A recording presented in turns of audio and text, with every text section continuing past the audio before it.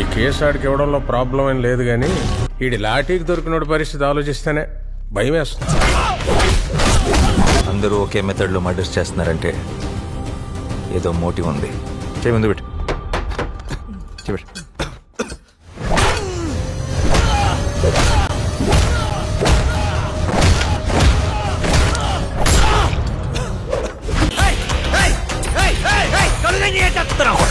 నిన్ను చూసినప్పుడే డౌట్ వచ్చింది నాకు. ఒక పోలీస్ ఆఫీసర్ వేనా నువ్వు?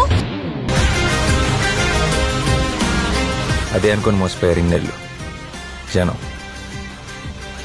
మీకు చూపిస్తా ఒరిజినల్.